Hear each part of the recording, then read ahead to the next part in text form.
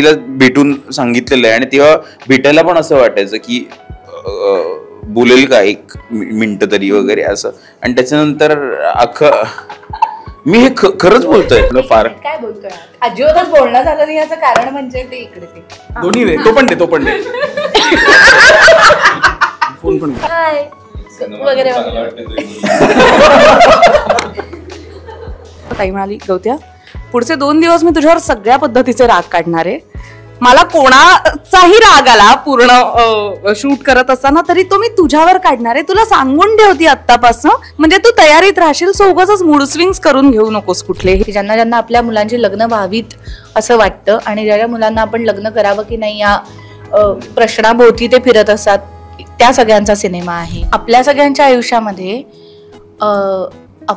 आपण प्रेमात पडलो तर आपण असं खरंच कड्यावरती जाऊन नाही किंचाळत हाय मेनला वगैरे, असं खूप कमी लोकांच्या बाबतीमध्ये होतं. तुम्हाला ट्रेकिंग आवडत असेल तर तुम्ही हा सिनेमा बघा. तुम्ही साधारण 20 ते 50 या वयोगटातले असाल तर तुम्ही हा सिनेमा बघा. तुम्हाला लग्न करायचं असेल तर पहा, लग्न करायचं नसेल तरीही पहा. तुम्ही लग्न किंवा होतकरू मुलांचे आई वडील असाल तर नक्की पहा. तर हा बेसिकली सगळ्यांसाठीचा सिनेमा आहे. पुरुष प्रधान संस्कृतीमध्ये बाईला, मुलीला, महिलेला ऐकायला शिकवलंय, सांगायला शिकवलं नाहीये. ते जेनेटिकली पास होत आलंय आणि ते फार तोडणं गरजेचं आहे. एखादं माणूस आजारी पडतं किंवा घरामध्ये काहीतरी एखादी तशा पद्धतीचं संकट येतं, तेव्हा एक्सपेक्टेड हेच असतं की बाईनी सगळं सोडून तिकडे थांबणं गरजेचं आहे. आई वडिलांची जबाबदारी तिने घेतली पाहिजे, सासू सासऱ्यांची जबाबदारी तिने घेतली पाहिजे. आणि हे चूक आणि बरोबर ह्याच्यात मला पडायचं नाही, हे आहे, ही फॅक्ट आहे. ह्याचं कंडिशनिंग आहे गेल्या अनंत वर्षांचं. म्हणजे हा तुझा दोष आहे, हा तुझा दोष आहे असं आपण बोलूच शकत नाही. प्रत्येकीची शर्यत फार वेगळी आहे, प्रत्येक बाईची स्वतःची गोष्ट फार वेगळी आहे आणि त्यामुळे आणि ती अडकलेली आणि गुंतागुंतीची आहेच. वाट बघत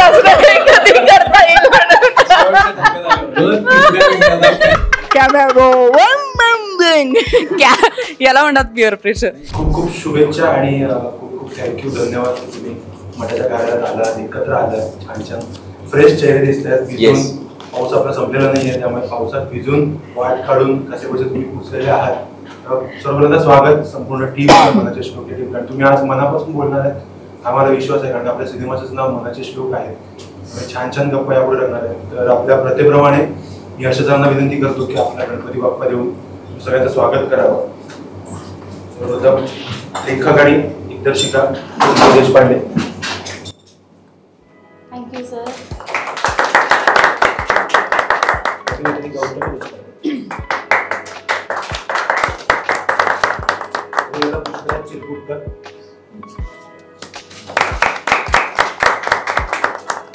राहुल पेटे.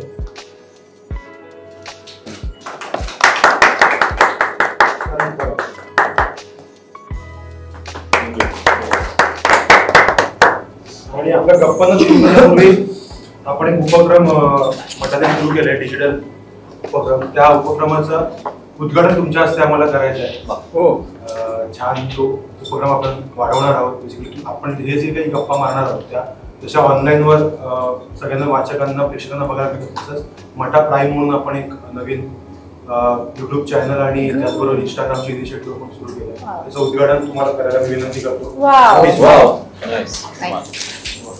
सुपर. करू प्लीज.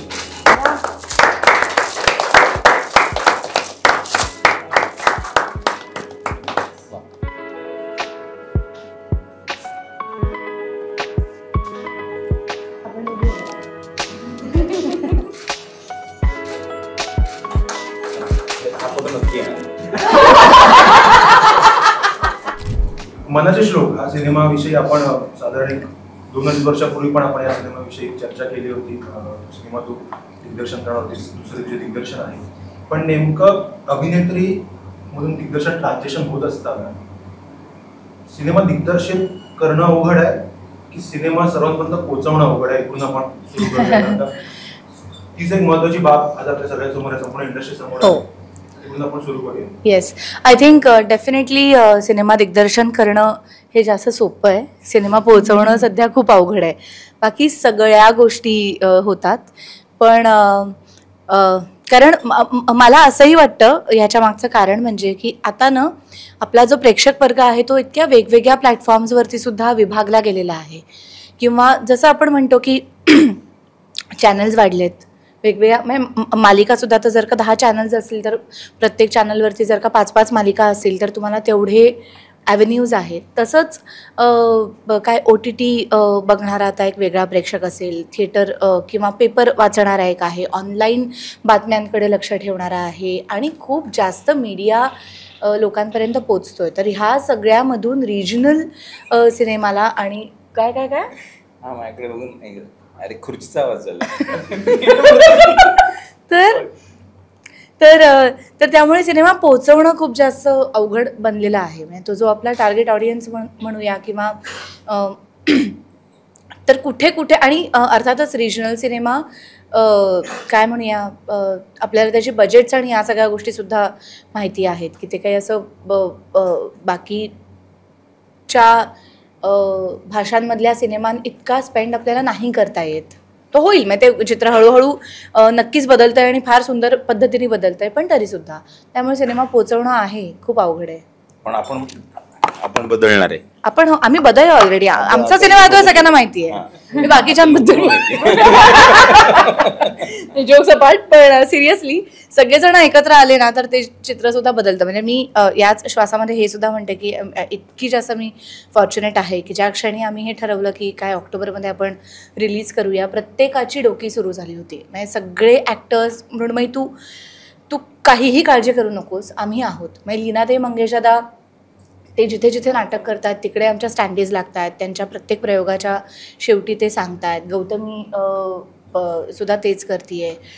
राहुलनी आत्तापर्यंत त्याचे जे काही कॉन्टॅक्ट्स असतील किंवा तो त्या मार्गाने लोकांपर्यंत पोहोचण्याचा प्रयत्न करतो आहे.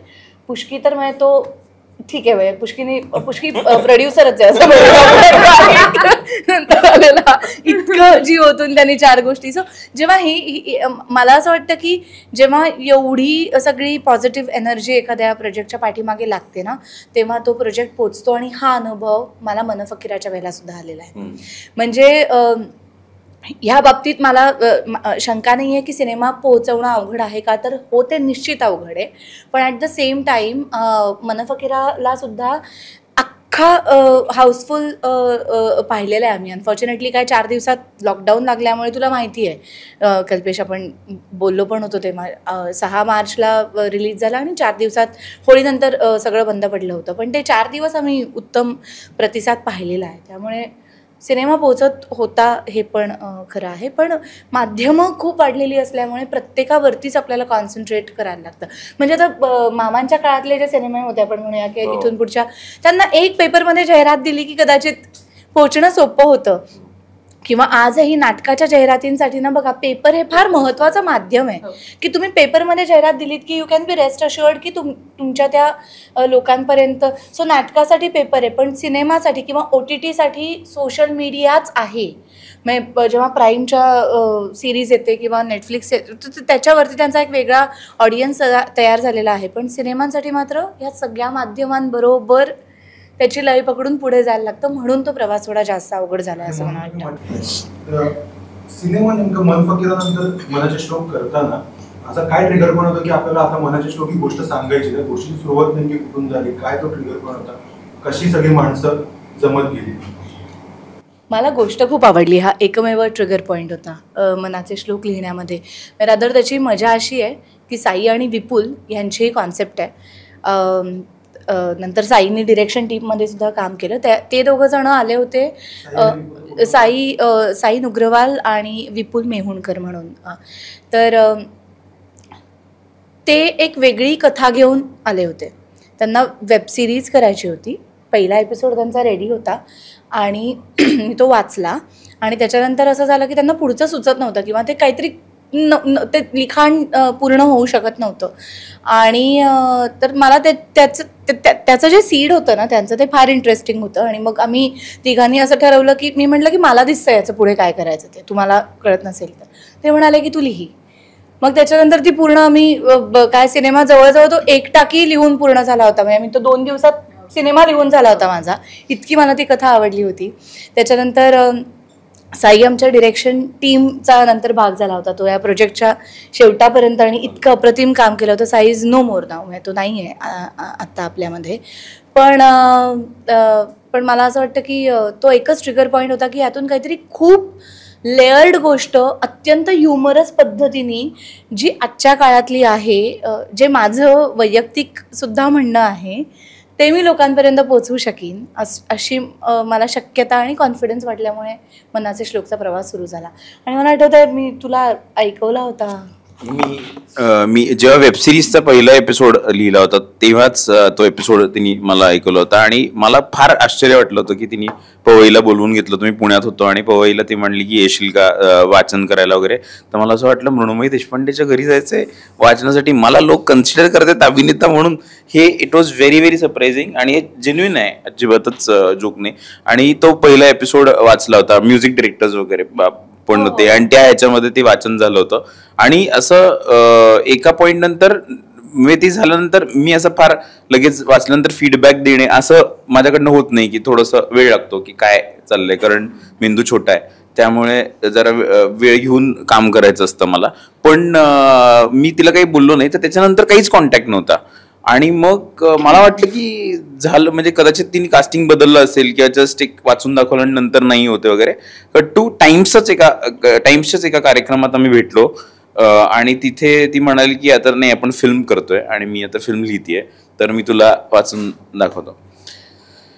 तर त्याच्यानंतर मग मी फिल्म वाचली आणि मला ती कॉन्सेप्ट आणि ज्या पद्धतीचं मांडणं त्याच्यामध्ये होतं आणि ज्या पद्धतीने मृण्मयीनी वाचून दाखवली होती ती गोष्ट किंवा तो एपिसोड, तेव्हाच माझं ठरलं होतं की तिने जर आपल्याला सिनेमात घेतलं तर आपण काम करायचं इरेस्पेक्टिव्ह ऑफ एनिथिंग. म्हणजे तेवढाच एक मुद्दा होता आणि ते झाले. आता अभिनेता म्हणून कन्सिडर करण्यासाठी तू वसंतरावमध्ये काम करून दाखवलं अभिनेता म्हणूनच कन्सिडर करतात सगळे. नाही, पण वसंतराव आला नव्हतं तेव्हा रिलीज झाला नव्हता, शूटही व्हायचा होता. म्हणजे तिला माहितीही नव्हतं. म्हणजे या सिनेमा त्या दरम्यान मी ती भूमिका करतोय पुलंची वसंतरावमध्ये हे तिला माहिती नव्हतं. हा, अजिबातच नाही. किंवा दिलदोस्ती दुनियादारी ही सिरियल वगळता बाकी मला तीही तिने असं खूप बघितली होती वगैरे असं नव्हतं, किंवा आम्ही भेटलो होतो प्रचंड असंही भाग नव्हतं. मी अगदी कॉलेजच्या काळापासून मी तिला तेव्हा पण सांगितलं की तिचे कंडिशन्स अप्लाय, सगळी पोपटी चौकट ही नाटकं बघून मी फॅसिनेट व्हायचो की, आणि मी बघायचो परत प्रयोग बघितलेत मी तिचे प्रयोग आणि तिला भेटून सांगितलेलं आहे. आणि तेव्हा भेटायला पण असं वाटायचं की बोलेल का 1 मिनिट तरी वगैरे असं. आणि त्याच्यानंतर मी हे खरंच बोलतोय. पण ह्याची काय इमेज आहे? मी तोच विचार करते. नाही स्टारडम रे. नाही, मला पण तेच वाटतं. मला अजूनही भीती वाटते हिच्याशी बोलायला, एवढं काम आम्ही करून सुद्धा. हेच कारण आहे की कमी बोलतो. खूप जणांनी बघितलाय, छान झालाय, तो सगळ्यांपर्यंत पोहोचलाय आणि तुला शब्दही बोलायला देत नाही त्या टीजर मध्ये. तर आता प्रत्युत्तर देतो, काय नेमकं तुझ्या मनातलं जे काय तुला प्रत्युत्तर द्यायला मुंबई आणि ती काही बोलणार नाही पुढचं. नाही, ती टीजर जे आहे ना ती खरी परिस्थिती आहे की म्हणजे बोलायला काही स्कोपच नाही. आपण काहीच बोलायचं नाही. त्यामुळे आता मृण्मयी बरोबर काम करताना मला सवय झाली, तिने काही विचारलं ना की हे कसं वाटतंय, मी जरा अंदाज घेतो तिचा, तिला जरा आवडत असेल असं मला वाटलं मी म्हणतो हे मस्त आहे, पुढे मी चर्चा करत नाही फार. जी टीजर मध्ये परिस्थिती, मी काय म्हटलं बघितलं आता. सो आता मृण्मयीने पॉइंट प्रूव्ह केला ह्याचाच की तुम्ही कोणी काही बोलू नका. नाही, आत्ता झालं. आम्ही येत असताना गाण्याचं एक डिस्कशन सुरू होतं, त्याच्यात पण तिने तेच केलं. मी आपला थोडा वेळ थांबलो, हिच्याकडे बघितलं, मी म्हटलं हा तुला जे वाटतंय ते बरोबर आहे, आणि चर्चा संपली. आम्ही इथे आलो. तुझी आणि त्याची पहिली भेट काय होती, कशी झाली, कुठे काय कास्टिंग बिस्टिंग कसं काय नेमकं? रिवाइंड लोकेशन बदललं, जयकरच्या घरी आलो. हा करेक्ट. आम्ही एक फिल्म केली होती. नाही विसरलो नव्हतो. आम्ही दोघांनी याच्या आधी एक फिल्म केली होती, 15 ऑगस्ट नावाची फिल्म आहे, नेटफ्लिक्सला ती रिलीज झाली होती. आणि त्याच्या वर्कशॉपसाठी बहुतेक आम्ही स्क्रिप्ट रिडिंगसाठी आम्ही पहिल्यांदा तेव्हा तिकडे भेटलो होतो.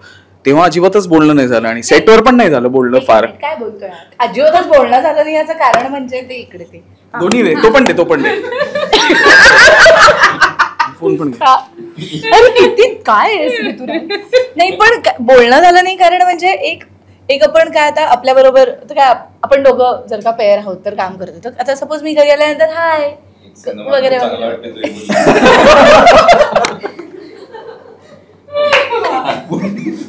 तर काहीतरी एक रिॲक्शन मिळते ना. तर राहुल ही त्याची रिॲक्शन होती बाय द वे, तो तसाच आहे.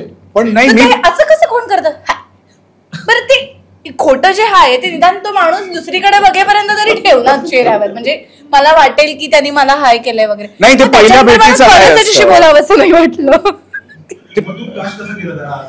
चांगलं काम केलं होतं त्याने. मला कुठे मैत्री करायची होती, मला चांगलं काम हवं होतं माझ्या सिनेमासाठी. त्यामुळे नाही. आणि सगळ्यात मी अगदी खरं सांगू काय, राहुल नाही मी खरं सांगत होते पण आता अगदी खरं सांगते, मनातलं सांगते की जेव्हा ते कॅरेक्टर लिहिलं गेलं ना तेव्हा असं कोणीतरी हवं होतं की तो स्वतःचा कसं सांगू स्वतःचा विचार न करता घेऊन नाही येणार, किंवा एक ना त्याची अशी इमेज तयार झालेली नसेल की त्याला ती राखायचीच गरज पडेल.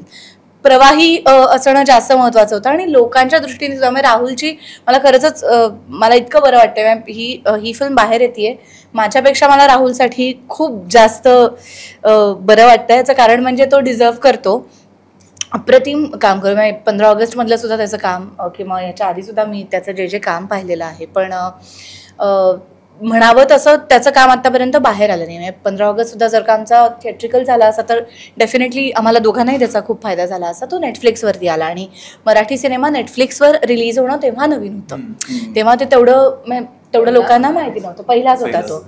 तर आणि तो बॉय नेक्स्ट डोअर वाटला पाहिजे, तो हिरो नाही वाटला पाहिजे. त्याच्यात तरी पण मजा असलीच पाहिजे कारण तो सिनेमाचा हिरो आहे. म्हणजे सिनेमा कॅरी करण्याची जबाबदारी त्याच्या खांद्यावर आहेच आहे आणि ते सगळंच तो इझिली करू शकेल याची आम्हाला सगळ्यांना खात्री होती. म्हणून राहुल. आणि तो बोलला नव्हता आधी 15 ऑगस्ट मध्ये. म्हटलं नंतर मग आपल्या पण सेटवर शांतता राहील. फार प्रश्न पाणी दिसतंय मला काही कारण एवढं मी आधी कधीच ऐकलं नव्हतं आणि मी खुश झालो की आपल्याला ऑफर केलंय. बघते की स्क्रिप्ट मधलं काही राहिलं नाहीये ना तुझ्यावर. हा सगळे हो राहुल सगळं झालंय बोलून आणि मी खूप खरं बोललीये.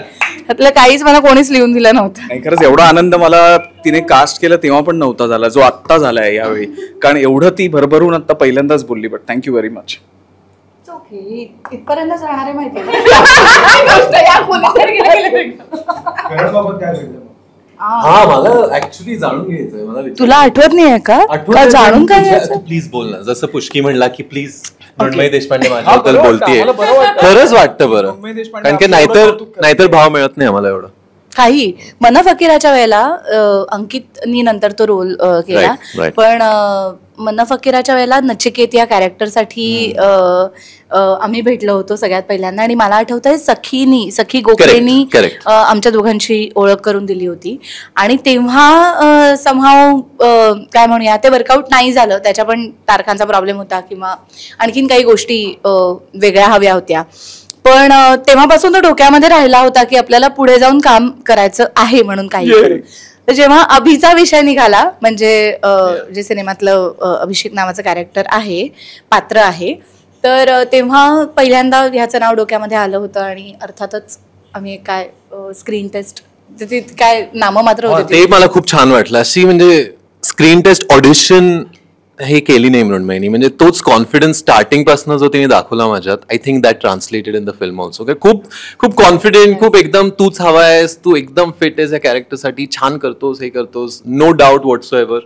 तर मला तर फारच छान वाटलं actually being cast in the script written by Mrinmayee. आणि सुंदरच स्क्रिप्ट लिहिलंय. आणि मी तिला ऍक्च्युली विचारत होतो कुठल्या साली लिहिलेलं तिने, आणि ती म्हणली 2017. आणि आज मोर देन एव्हर रिलेटेबल आहे ते स्क्रिप्ट. पुढचंच लिहिते ते कळालं मला, ते खरंच कळालं. जस्ट बरकटायला लागलं विषय त्यामुळे चहा वगैरे चहा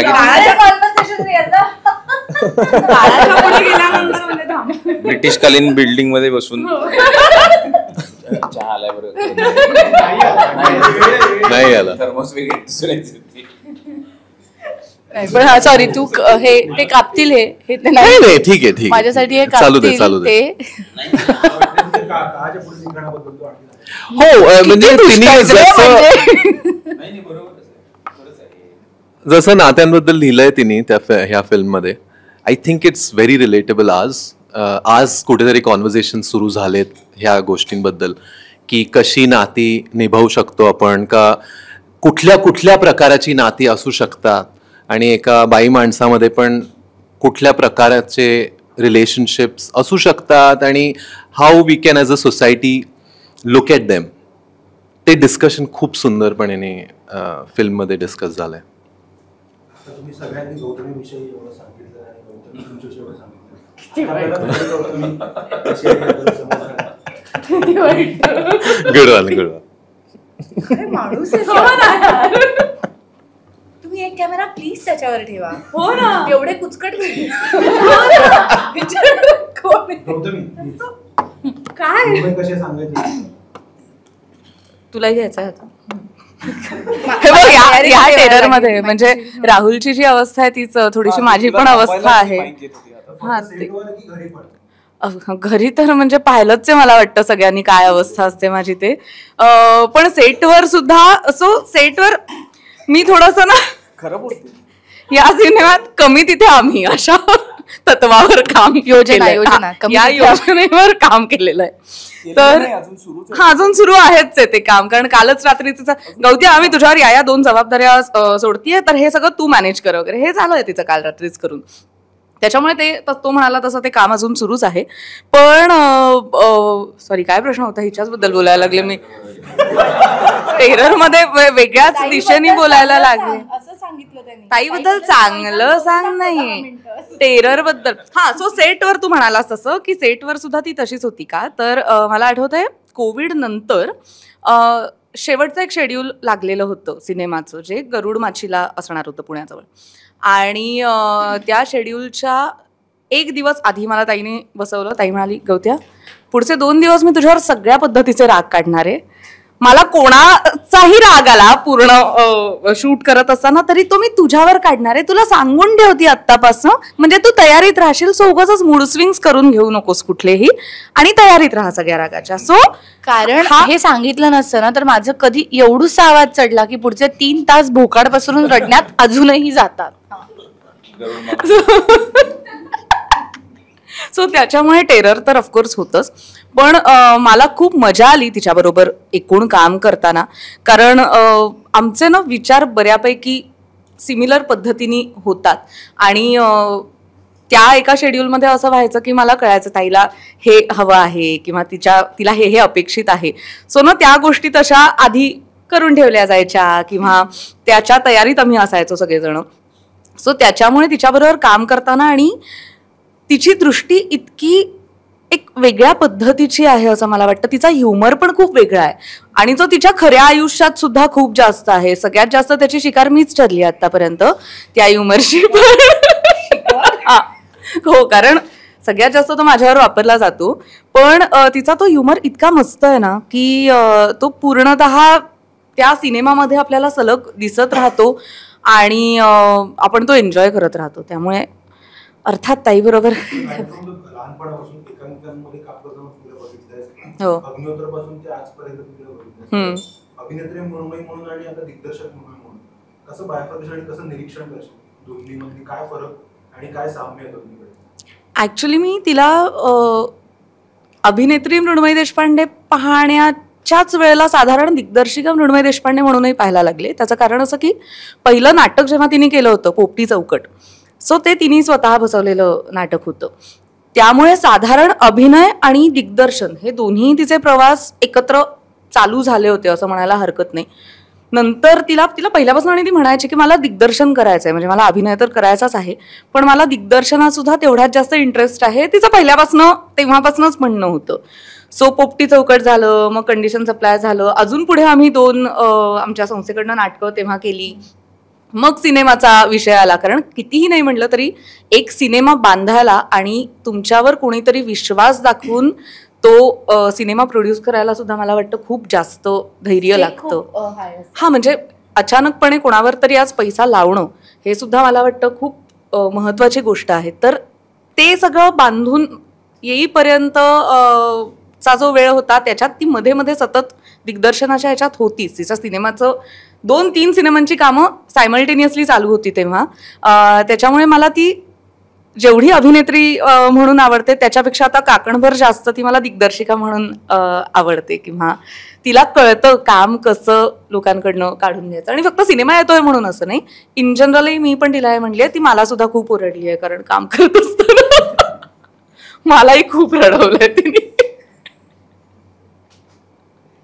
त्याच्यामुळे हा, दिग्दर्शिका मृण्मयी देशपांडे इज बेटर, थोडीशी 1% जास्त.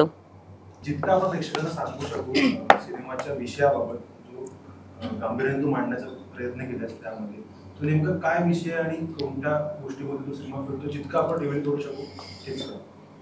बापरे, मी अगदी ह्याचं उत्तर ना मला एका वाक्यात नाही देता येणार. याचा थोडासा कॉन्टेक्स्ट असा देते की जेव्हा सिनेमा लिहून तयार झाला तेव्हा आपण त्याचं काय पिच करण्यासाठी एक पिच डेक ज्याला म्हणतो, तर ते कसं करूया ह्याचा मी जवळजवळ 15 ते 20 दिवस विचार करत होते.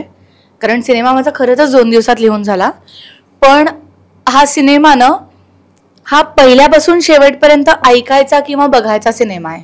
कारण तुम्ही मला जर का असा विषय म्हणालात तर मला त्याला कुठल्याही चौकटीमध्ये, मी जेव्हा प्रोड्युसर्सनं अप्रोच केलं होतं तेव्हा काही जणांनी सांगितलं की हा तू 1 लायनर पाठव. मी म्हटलं मला 1 लायनर नाही पाठवता येणार आहे. म्हणजे तुम्ही जर का मला पूर्ण 2-3 तास देऊ शकणार असाल आणि तुम्ही थेट स्क्रिप्ट वाचण्यासाठी मला भेटणार असाल तरच मी या सिनेमाबद्दल तुम्हाला सांगू शकते, कारण हा एक्सपिरियन्स आहे. मला नाही माहिती, म्हणजे मी जर का त्याला असं म्हटलं की हा लग्न संस्थेबद्दलचा सिनेमा आहे का, तर तो हो पण नाही पण आहे, म्हणजे तसं पण नाही आहे. हा नात्यांचा सिनेमा आहे का, तर तो हो नात्यांचा सिनेमा आहे. हा ट्रेडिशनल नात्यांचा सिनेमा नाहीये एवढंच, पण तो ट्रेडिशनल नात्यांचा सिनेमा नाहीये म्हणजे काहीतरी भयंकर, काहीतरी काय म्हणूया प्रक्षोभ करणारं काहीतरी जगावेगळं, तसं पण नाहीये. हा पूर्णपणे ह्युमरवाला सिनेमा आहे. ह्याच्यामध्ये सार्कॅझम हा सिनेमाचा प्राण आहे. ही एक गोष्ट अगदी मी नक्की सांगू शकेन की तुम्ही सिनेमागृहात आल्यानंतर तुम्ही शेवटच्या क्षणापर्यंत खळखळून हसवणारा, पण स्लॅपस्टिक कॉमेडी म्हणतो ना आपण त्याला, तसं नाही आहे. सगळं सिच्युएशनल आहे. मग मुळात मला तसं लिहायला आवडतं. ज्यांना मन फकीरामध्ये तो आईचा आणि सुव्रतचा कपाटाचा जो सीन आठवत असेल की काय लाकडी दरवाजाच्या आतमध्ये लोखंडी कपाट कोण ठेवतं, तर तो जो पोत होता तो ह्या अख्ख्या सिनेमाचा पोत आहे. म्हणजे जे मन फकीरामध्ये हार्डली 3-4 मिनिटांसाठी एक्सप्लोर करता आलं होतं, कारण त्याचा विषय वेगळा होता. पण या सिनेमामध्ये मला सुरुवातीपासून शेवटपर्यंत ती पद्धत एक्सप्लोर करता आली. ह्या सिनेमाचं आमचं गाणं तुम्ही पाहिलं असेल, तू बोल ना, जे आम्ही पूर्णपणे ट्रेक रूटवरचं गाणं आहे. सो ऑब्व्हियसली हा ट्रेकिंगचा सिनेमा आहे. हा वेगळ्या करिअरना चूज करू पाहणाऱ्या लोकांसाठीचा सिनेमा आहे.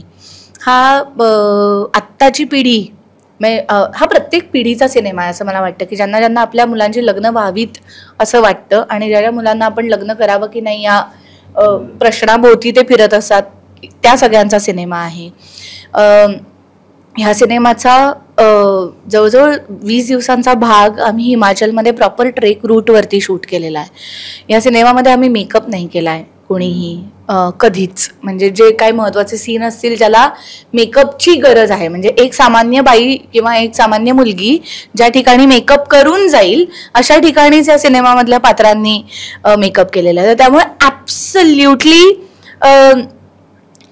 तुमच्यामधलंच कोणीतरी एक कॅरेक्टर वाटेल, पण त्याला तुम्ही हलक्यात नाही घेऊ शकणार की अरे हा हे आपल्यामधलंच आहे. म्हणजे काहीतरी वेगळं बघितल्याचं पण समाधान मिळेल. आता ह्या सगळ्या गोष्टी कशा मांडायच्या ह्याबद्दल आमच्या खूप चर्चा झाल्या. कारण जेव्हा पुष्करनी आणि 4 दिवसांपूर्वीच ह्या सगळ्यांनी फायनल प्रोडक्ट पाहिलं, म्हणजे सिनेमा पाहिला, लॉक्ड व्हर्जन पाहिलं, आणि त्याच्यानंतर 2 तास आमची फक्त हीच चर्चा चालू होती की यातलं आपण हे कसं सांगूया की ज्या ज्या चौकटींमध्ये तुम्ही त्या सिनेमाला बसवू बघाल त्या चौकटीपेक्षा तुम्हाला खूप जास्त काहीतरी मिळून जाईल. हा कुठल्याही चौकटीमध्ये बांधला जाईल असा सिनेमा नाहीये. तर याचा अनुभव तुम्हाला थिएटरमध्ये येऊनच घेतला पाहिजे. म्हणजे माझ्या एकाही वाक्याला जज करून तुम्ही थिएटरमध्ये येऊ नका. हे अख्खच्या अख्खं ऐका. जे मला सांगता येतं आणि जे मला सांगता येत नाहीये तेही समजण्याचा प्रयत्न करा आणि थिएटरमध्ये येऊन बघा. मी थोडंसं बोलतो याच्याविषयी की तोच मुद्दा की मी मृण्मयीला ते सांगत होतो की हे जर इंटरव्ह्यू मध्ये किंवा कुठल्या तरी लेखामध्ये जर सांगता आलं असतं तर सिनेमा करण्याची गरज नसती. तर आता ह्या विषयाला सिनेमा करण्याची गरज आहे आणि ती तशाच अनुभवण्याची गरज आहे. आपण वयाच्या एका टप्प्यावर येऊन आपल्याला निर्णय घ्यावे लागतात. म्हणजे असं असतं की तोपर्यंत आपले आई वडील आपल्यासाठी निर्णय घेत असतात आणि आपण खूप सिक्युअर असतो. पण एका टप्प्यावर ते म्हणतात की आता तू निर्णय घे पटकन. हे अचानक होऊन जातं. म्हणजे अगदी 12वी पर्यंत सगळं चांगलं चाललेलं असतं आणि मग आता तुला काय वाटतं ते सांग, किंवा ते लादलं जातं. या दोन्ही बाबतीत, हे सगळ्याच बाबतीत, करिअरच्या बाबतीत असेल, लग्नाच्या बाबतीत असेल, कसं जगावं याच्या बाबतीत असेल, तर या सगळ्याला हात घालणारा हा सिनेमा आहे. आणि तो सगळ्यात जवळचा वाटणारा मला वाटला की मृण्मयीनी जे आयुष्य आतापर्यंत ती जगलेली आहे आणि जे एक्सपिरियन्स केलेलं आहे त्यामध्ये तिला फक्त मुलीची बाजू सांगणं असं न वाटून तिने एक मेल प्रोटॅगनिस्टची बाजू तितक्याच ताकदीने, तितक्याच व्यवस्थित पद्धतीने मांडलेले. कारण बऱ्याच वेळा लेखकांचं असं होतं की त्यांचीच मतं 4 कॅरेक्टर्स बोलत राहतात. असं अजिबात नाहीये. या सिनेमाचं सगळ्यात चांगलं वैशिष्ट्य म्हणजे तुम्हाला प्रत्येकाला वाटेल की एकाच व्यक्तीने निर्माण केलेली कॅरेक्टर्स आहेत ती. असं नाही की राहुल स्वतःच काहीतरी घेऊन आला, मी माझे डायलॉग्स घेऊन आलो, ही माझी बाजू घेऊन आली. मृण्मयीनी ही सगळी पात्र निर्माण केलेत.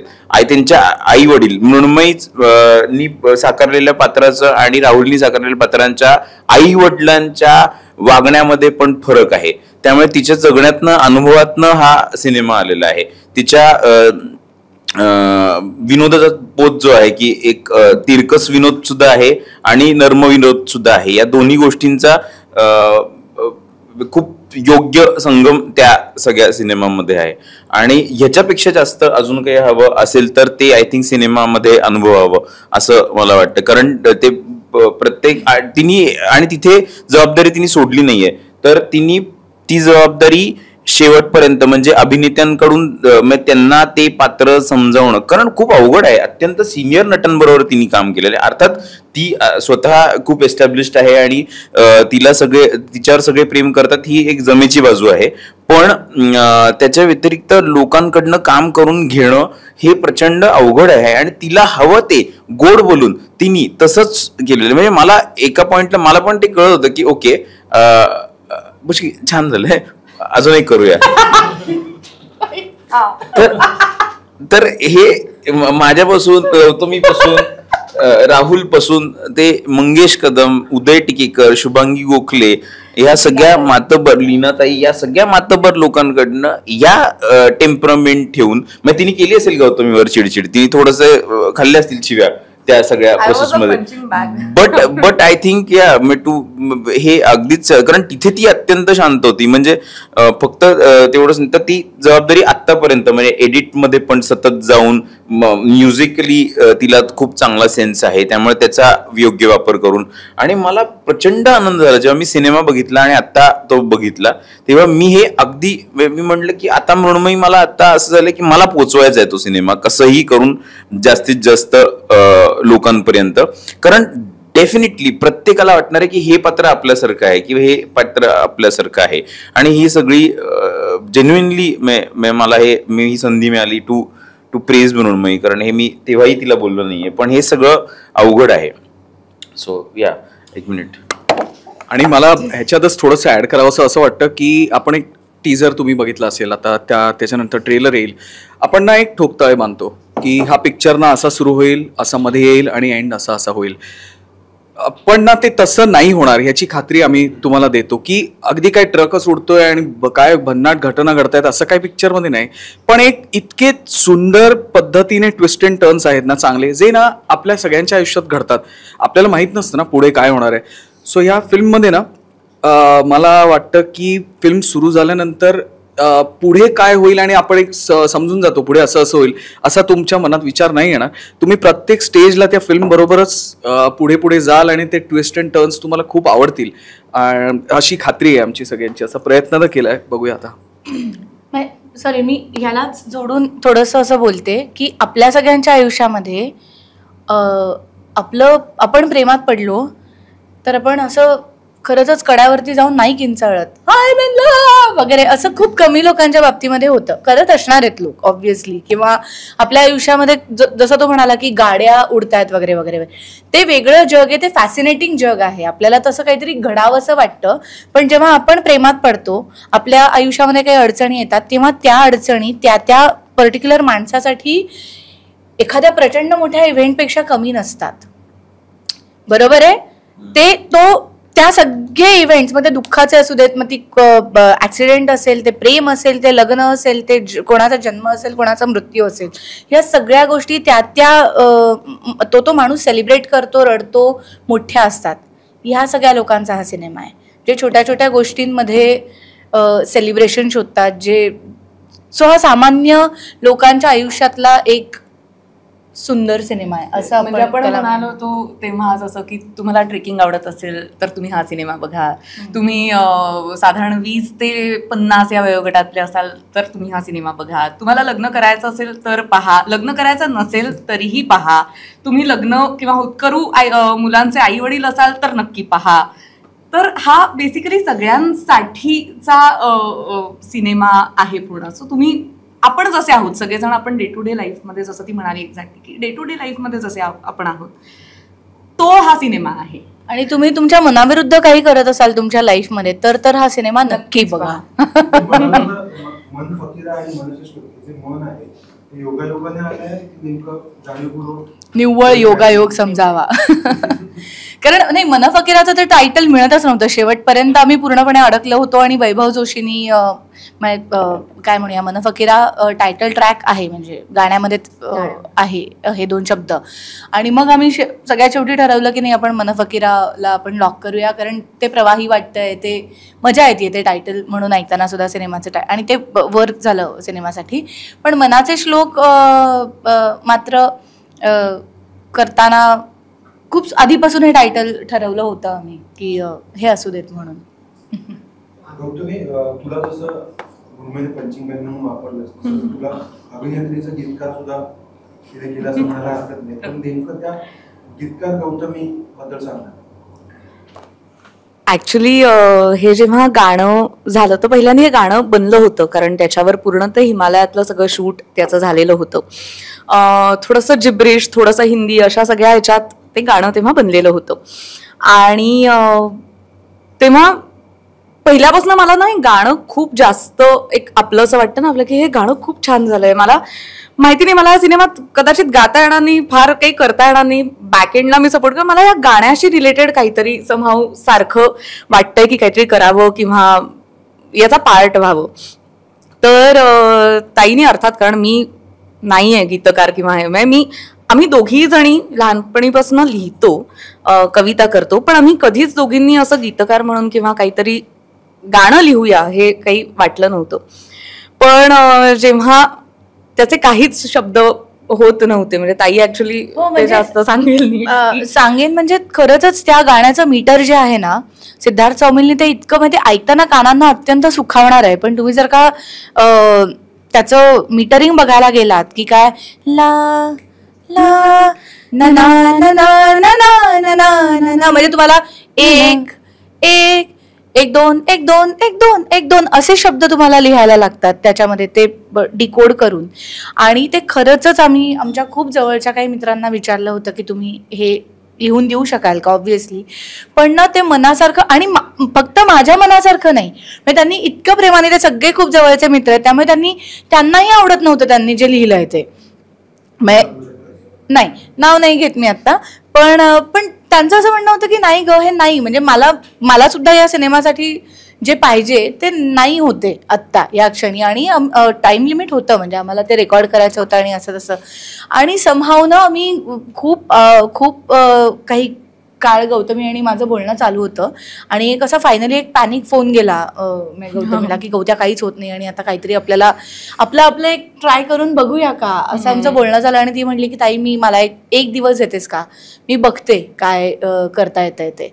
आणि ते जमलं समहाव. ते हा, म्हणजे ते कदाचित ना त्या प्रोसेसमध्ये सलग असल्यामुळे, कदाचित सलग 2-3 वर्ष ते गाणं इतकं ऐकल्यामुळे त्याचं मीटर इतकं डोक्यात बसलं होतं, त्याच्यामुळे ते कदाचित इझी गेलं असावं. आणि याच्यात अर्थात मी एकटी नाही आहे, याच्यात खूप जास्त सपोर्ट ताईचा सुद्धा त्यामध्ये आहेच आहे. कारण मला आठवतं आम्ही आमच्या आजीच्या घरी बसलो होतो आणि मी एक बेसिक काही लिहून आणलेल्या गोष्टी होत्या आणि त्याच्यावर आम्ही प्रॉपर त्या दिवशी वर्क करून की हा इथे हा शब्द जाईल का, मग हे करूयात का, ते करूयात का, असं करून ते पूर्ण गाणं तयार झालं. आणि मग सौमिलला मला वाटतं आपण फोन केला, कारण त्याची हुक लाईन, जे गाण्याची आपण हुक लाईन म्हणतो की तू बोलना ना ना ना ना, तर ती तू बोलनाच आम्हाला मिळत नव्हती, ती हुक लाईन मिळत नव्हती. आणि तू बोलना आल्यानंतर ताई म्हणाली हे छान आहे, ही असू शकते, म्हणजे ही हुकलाईन म्हणून आपल्या गाण्याची असू शकते, किंवा ते पटकन आपण सध्या हा खूप विचार करतो, ते लक्षात राहिलं पाहिजे गाणं, ते आपल्या ओठांवर सहज आलं पाहिजे गाणं.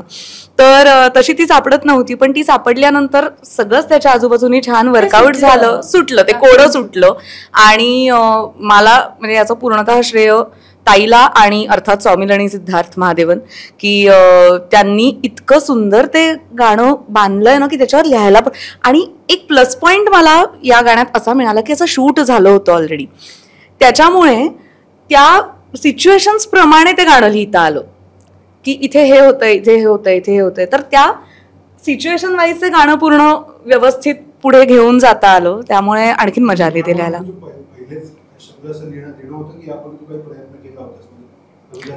कविता खूप वर्ष आम्ही, गौतमी पिल्लू असल्यापासून तिच्या कविता आम्ही ऐकत आलेलो, म्हणजे ती 5वीत वगैरे असताना ती अशी काहीतरी लिहायची, लहानपणी कवी संमेलन वगैरे हे सगळं झालंय, संमेलन आणि आणि छान लिहायची गौतमी तेव्हा पण तेव्हा ना तिचं फारसं जगावेगळं लिखाण असायचं.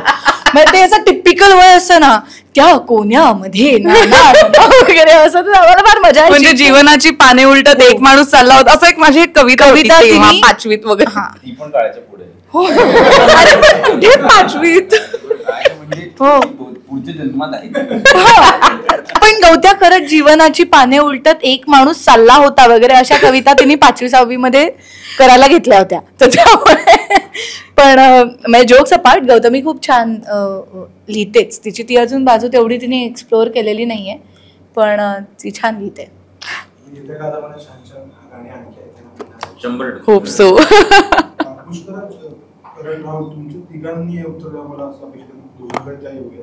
आपल्या इंडस्ट्रीमध्ये एकंदरच महिला दिग्दर्शिका म्हणून संख्यात्मक दृष्ट्या का कमी वाटत? तुम्ही ॲज अ प्रेक्षक म्हणून पण तुम्ही सिनेमाकडे बघतात, फक्त मराठीच नाही, हिंदी आणि इतर लँग्वेजमध्ये सुद्धा, आणि आता इंडस्ट्रीचा भाग म्हणून सुद्धा over the period of time ही निवडक हातावर पोहोचणे इतपतच का त्या पिढ्यानपिढ्या महिला दिग्दर्शिका आपल्या समोर दिसले? त्याचं कारण तुम्हाला तुमचं नेमकं काय वाटतं, आणि त्यात बदल होणं गरजेचं आहे, होतोय बदल? तुमचं निरीक्षण काय? कोणी सुरुवात? नाही, का कमी आहेत पेक्षा मला असं वाटतं, आता हा दुसरा प्रश्न खूप चांगला होता की त्याच्यात बदल होणं 100% गरजेचं आहे.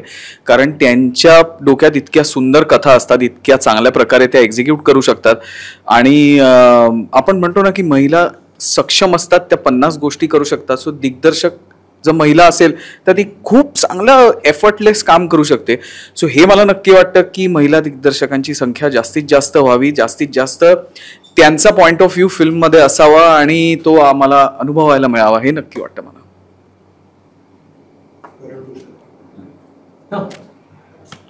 नाही, बरोबर जे राहुल बोलला तेच मी म्हणेन की एक महिलाचं आयुष्य खूप रोल्स ती तशी पोर्ट्रे करत असते स्वतःच्या लाईफमध्ये. And I think as a director तर ते खूप इम्पॉर्टंट आहे. As a writer director of course opportunities अजूनही कमी आहेत. मला वाटतं it is a man's world steel, पण कुठेतरी आता आपण जसे बोलतोय, तुम्ही छान हा प्रश्न मांडलाय, त्याच प्रकारे आय थिंक कॉन्व्हर्सेशन्स चालू आहेत. अजून महिलांना आता हळूहळू एक प्रोत्साहन मिळतोय, एक कॉन्फिडन्स सोसायटी पण देतीये की येस, तुम्ही स्वतःचं मन मांडू शकता, तुम्ही एक प्रोजेक्ट हँडल करू शकता, लीड करू शकता, not just as an actor पण ॲज अ डिरेक्टर. आणि तो फक्त त्या कॉन्फिडन्स देण्याची गरज आहे दुनियेनी, सोसायटीनी. कारण काय, आय हॅव ऑलवेज फेल्ट की बाई हा gender, female gender is much more mature, much more sensible early on. खूप आधीच मॅच्युरिटी येऊन जाते, कारण काय त्यांना दुनियेत खूप काय काय गोष्टी खूप लवकरच कराव्या लागतात आणि एक्सपिरियन्स होतात. म्हणून आय थिंक प्रोत्साहन तर द्यायलाच हवं आहे, कॉन्व्हर्सेशन्स व्हायलाच हवेत. आणि अजूनही खूप वेळ आहे. महिला दिग्दर्शक का कोणही एक आर्टिस्टिकली प्रोजेक्ट्स लीड करण्यासाठी वुमेन एम्पॉवरमेंटची आहे गरज. पण ॲटलिस्ट जसं मी म्हणलो, कॉन्व्हर्सेशन चालू झालंय आणि खूप त्यांना एनकरेजमेंट मिळायला हवी. कारण की there is too much talent, too many stories to be told एका बाईच्या पर्स्पेक्टिव्हनी. So yeah, let's keep talking. आणि थँक्यू, तुम्ही पण हा प्रश्न मांडला त्या बाबतीत. पुरुष प्रधान संस्कृतीमध्ये बाईला, मुलीला, महिलेला ऐकायला शिकवलंय, सांगायला शिकवलं नाहीये. ते जेनेटिकली पास होत आलंय आणि ते फार तोडणं गरजेचं आहे. त्याच्यामुळे तू मला काहीतरी सांग असं मी म्हणत नाही, तू माझं ऐक असं म्हणण्याची सवय आहे. पुरुष म्हणून माझ्यामध्ये पण मला तो दिसतो. म्हणजे जरी मी इक्वालिटी, महिला सबलीकरण या सगळ्या गोष्टींमध्ये मानत असलो तरी जेनेटिकली मलाही असं कळतं की ओ, ही सांगते का मला हे का. आता ते कॉन्शियसली खूप स्वतः एफर्ट घेऊन ते मारून ऐकणं हे खूप गरजेचं आहे. त्याच्यामुळे दिग्दर्शन करणं हे एखाद्या मुलीच्या मनातही येण्याची संधी तिला दिली गेली नाहीये. मृण्मयी जितकी हार्डवर्किंग आहे आणि जितकी चांगल्या पद्धतीने ते गोष्टी मांडू शकते, त्याचबरोबर ती फॉर्च्युनेट सुद्धा आहे की तिच्या मनामध्ये ती काहीतरी करण्याची काहीतरी तिला ती स्वतःकडून प्रेरणा मिळाली किंवा घरच्यांनी दिली, काही तिने ते काय केलं असेल मला माहिती नाही, पण काहीतरी ते बंधन तोडून तिने स्वतः ते करायला घेतलं. म्हणून आपल्याकडे मला वाटतं महिला दिग्दर्शिका कमी आहेत. दुसरी गोष्ट, हे अत्यंत सत्य आहे जे मी 2-3 मुलींबरोबर काम केल्यानंतर अनुभवलंय की पुरुषांना मुलीचं ऐकायला कमीपणा वाटतो. हे आजची ही परिस्थिती आहे. हे म्हणजे तिने सांगितलेला एखादा ओके तू सांगतेस का, मग याला सांगू दे ना, मग ठरवते. मी हे बघितलेलं आहे ॲक्टर्सना करताना, टेक्निशियन्सना करताना, की त्या महिलेनी सांगितलेला निर्णय न ऐकता मुद्दामून दुसऱ्या पुरुषाकडे, जो वयाने सुद्धा मोठा असेल, जो कदाचित त्या स्टारडममध्ये पण मोठा असेल, त्यांच्याकडे वळून तुला काय वाटतंय वगैरे हे करताना बघितलंय. जेव्हा आपण कॉन्शियसली हे करणं थांबू तेव्हा ऑटोमॅटिकली महिला दिग्दर्शिका म्हणजे दिग्दर्शक जास्त येतील. कारण त्यांना समज करण म्हणलं तसं 100% जास्त आहे.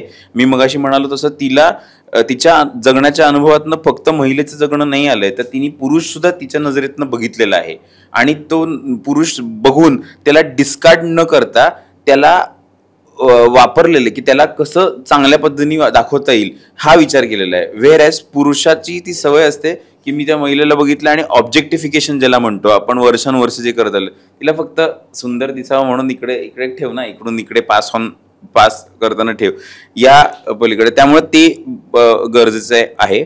आणि मला लकीली आता 2-3 वेळा मी अशा दिग्दर्शिकांबरोबर काम केलं आणि मला वाटतं की ते संख्या नक्कीच वाढेल किंवा वाढत जावी अशी इच्छा आहे. आय डोंट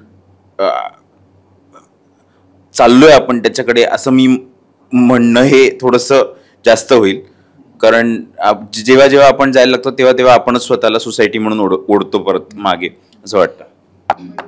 याबाबत याच प्रश्नासाठी तुझा अनुभव काय आहे, तुझं निरीक्षण काय आहे? तुझ्या 2 सिनेमाचा अनुभव असेल, पण ओव्हर द ऑफ टाइम काम करत असताना तुझं निरीक्षण काय होतं आणि नेमक्या खरा जे वळणं होती ती वाट नेमकी कशी होती? तुला ऍक्च्युली पुष्कळ बोलला तू एक्सपिरियन्स केलंय की तू जेव्हा कोणाला डिरेक्शन देते ऍक्च्युली त्यांना डिफिकल्ट वाटतं? हो, म्हणजे असं घडतं, असं सार्वत्रिक घडतं. म्हणजे छोटे छोटे खटके असतील, छोट्या छोट्या गोष्टी असतील, मग त्या मी फॉर्च्युनेटली माझ्या आजूबाजूची जी सगळी माणसं होती ना, मी खरंच समजते की या सगळ्या सिच्युएशनमध्ये मी फॉर्च्युनेट आहे की मी पुढची फिल्म करायची म्हटली तर माझ्यासाठी माणसं उभी राहतील, माझे मित्र उभे राहतील, प्रोड्युसर्स उभे राहतील याची मला खात्री आहे. कारण काय फॉर व्हॉट एव्हर रिझन, म्हणजे हे 2 सिनेमे सुद्धा बरे बनले असल्यामुळे कदाचित ती संधी मला माझं काम म्हणून सुद्धा दाखवताना त्याचा फायदा होईल. पण हॅव्हिंग सेड दॅट, कुठल्याही बाईसाठी आणि तुम्ही कितीही मोठे आणि कितीही नाव कमावलेलं आणि कसंही असलं तरी ही अडथळ्यांची शर्यत असतेच असते. कारण जसं पुष्की अगदी बरोबर बोलला की बाईच्या आयुष्यामध्ये प्रत्येक टप्प्यामध्ये जितके बदल होतात तितके पुरुषांच्या आयुष्यामध्ये नाही होत. लग्नानंतर सगळ्यात जास्त फरक बाईच्या आयुष्यामध्ये पडतो. एक ठराविक 20, 25, 30 वर्षांपर्यंत तुम्ही एका सेटअपमध्ये लहानाचे मोठे झालेले असता. तुम्हाला तो सेटअप सोडून नवीन लोकांबरोबर जुळवून घ्यायचं असं. खूप मेंटल बँडविड्थ ही ना बाईची खूप बाकीच्या एक्सटर्नल गोष्टी आणि इंटरनल गोष्टीशी लढा देण्यामध्ये इतकी जास्त आम्ही एक्झॉस्टेड असतो at the end of the day. मग आजही कुटुंबातल्या व्यक्तींची तब्येत सांभाळणं हे मी स्वयंपाक वगैरेच्या पलीकडे गेली आहे. म्हणजे स्वयंपाक वगैरे ह्या मला नाही वाटत बोलण्याच्या गोष्टी आहेत, कारण त्याला आजकाल सोल्युशन मिळतात. म्हणजे तुम्हाला पटकन हेल्प मिळू शकते, तुम्ही सगळ्याजणी माझ्याबरोबर अग्री कराल. पण जेव्हा एखादं माणूस आजारी पडतं किंवा घरामध्ये काहीतरी एखादी तशा पद्धतीचं संकट येतं, तेव्हा एक्सपेक्टेड हेच असतं की बाईनी सगळं सोडून तिकडे थांबणं गरजेचं आहे. आई वडिलांची जबाबदारी तिने घेतली पाहिजे, सासू सासऱ्यांची जबाबदारी तिने घेतली पाहिजे. आणि हे चूक आणि बरोबर ह्याच्यात मला पडायचं नाही, हे आहे, ही फॅक्ट आहे. ह्याचं कंडिशनिंग आहे गेल्या अनंत वर्षांचं. म्हणजे हा तुझा दोष आहे, हा तुझा दोष आहे असं आपण बोलूच शकत नाही, कारण त्याची पाळंमुळं खूप आधीच्या काळामध्ये रुजलेली आहेत. तर मला असं वाटतं जे सुजाण पुरुष आहेत ते ज्या क्षणी बदलायला सुरुवात करतील आणि ज्या क्षणी त्यांना हे कळेल, म्हणजे ते कदाचित चुका होऊ शकतात किंवा मला असंही वाटतं की जितक्या सहजपणे मे बी मेल डिरेक्टर्स पोचू शकत असतील एखाद्या व्यक्तीपर्यंत म्हणा किंवा एखाद्या प्रोड्युसरपर्यंत, स्टुडिओपर्यंत, तितकं पटकन पोचणं तिथे शक्य आहे का? जितक्या सिरियसली कदाचित त्यांना घेतलं जाईल तितकं सिरियसली मला घेतलं जाईल का? हे प्रश्न पडतात आणि याला कारणं आहेत. म्हणजे याला कारणं एक व्यक्ती नाही आहे त्याला जबाबदार, याला सोसायटी जबाबदार आहे. आणि जशी सोसायटीची प्रोग्रेस होत राहील, जशी आपण समाज म्हणून पुढे जात राहू, कारण समाजाचंच रिफ्लेक्शन प्रत्येक गोष्टीवरती पडतं. तुम्ही समाज म्हणून किती निरोगी आहात, तुम्ही समाज म्हणून किती पुढे गेलेले आहात, किती सुदृढ आहात, ह्या सगळ्या गोष्टी परावर्तित होतात कलाकृतींमध्ये. सोसायटीमध्ये मेल डॉमिनन्स आहे का फिमेल डॉमिनन्स आहे का, इक्वॅलिटी आहे, या सगळ्या गोष्टीची उत्तरं तुम्ही ॲज अ सोसायटी कुठे जाताय ह्याच्यामध्ये दडलेली असतात. हळूहळू बदलतंय, डेफिनेटली बदलतंय. म्हणजे या सिनेमाच्या बाबतीमध्ये संजय डावरा आणि नितीन वैद्य आणि आमचे जाधव सर, पुरुषोत्तम जाधव, हे 3 जण माझ्या जोडीला उभे आहेत. आणि आत्तापर्यंत असं एकदाही झालं नाही की नाही मुन्ना हे नाही चालणार, नाही मृण्मयी हे नको, हे नाही. प्रत्येक माझा शब्द हा शेवटचा शब्द होता. पण ते 3 जण तसे होते. म्हणजे मी फॉर्च्युनेट आहे, मला लग्नानंतर मी 2 सिनेमे करू शकले, कारण माझ्या नशिबाने मला सासू सासरे आई वडील आणि नवरा असा मिळालाय की मी त्यांना सांगू शकते की इथून पुढचा 1.5-2 महिने मला कन्सिडर नाही करायचं. आणि त्यांनी काय अनरिझनेबल मला काही वाटलं तर मी भांडू पण शकते आणि ते त्याची काळजी घेतात की ते. तर प्रत्येकीला असं घर मिळेल असं नसतं ना. म्हणजे मी एक काय नशीबवान आहे, पण मला असं खरंच वाटतं की प्रत्येकीलाच तसं घर मिळालं पाहिजे. मिळेल मे बी पुढच्या काही वर्षांमध्ये, आपण प्रार्थना करूया एकमेकींसाठी. पण तेही कारण आहे, अरे प्रत्येकीची शर्यत फार वेगळी आहे, प्रत्येक बाईची स्वतःची गोष्ट फार वेगळी आहे. आणि त्यामुळे आणि ती अडकलेली आणि गुंतागुंतीची आहेच. म्हणजे तू कुठल्याही सक्सेसफुल व्यक्तीचं उदाहरण घे, तिचं जर का तू पर्सनल लाईफ बघितलं तर आहे, म्हणजे त्यांना पदोपदी इट इज ट्विस्टेड. म्हणजे त्रासातून, लढ्यातून, ह्याच्यातून त्याच्यातून जायलाच लागतं. यशस्वी असाल तरी सुद्धा आपण आता सुद्धा किती गोष्टी आपण ऐकतोय बघतोय वेगवेगळ्या लोकांच्या बाबतीमधल्या. तर हे कारण आहे, म्हणजे तेवढं इंडस्ट्रीमध्ये नाही, कमिटमेंट लागते. एक सिनेमा मला करायचा आहे तर जवळजवळ 2-3 वर्ष तुमच्या आयुष्यातली घालायला लागतात.